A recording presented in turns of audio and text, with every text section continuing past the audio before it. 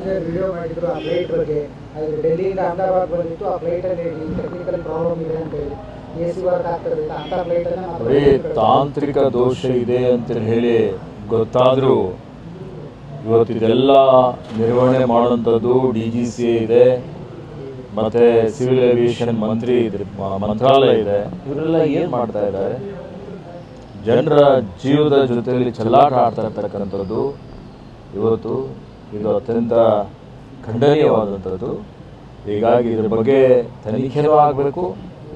ಯಾರ್ಯಾರು ನಿರ್ಲಕ್ಷ್ಯಕ್ಕೆ ಕಾರಣಕರ್ತರಾಗಿದ್ದಾರೆ ಅಂಥವ್ರ ಮೇಲೆ ಕ್ರಿಮಿನಲ್ ಮೊಕದ್ದಮೆ ಹಾಕಿ ಅವರಿಗೆ ಶಿಕ್ಷೆ ಕೊಡಬೇಕು ಅಂತಲೇ ಒತ್ತಾಯ ಮಾಡ್ತಾರೆ. ನೋಡಿ, ನಮಗೆ ಇನ್ನೂ ಸ್ಪಷ್ಟವಾದಂಥ ಮಾಹಿತಿ ಇಲ್ಲ. ಸ್ಪಷ್ಟವಾದಂಥ ಮಾಹಿತಿ ಬರುವವರೆಗೆ ನಾವು ಪ್ರತಿಕ್ರಿಯೆ ಕೊಡೋದು ಸರಿಯಲ್ಲ.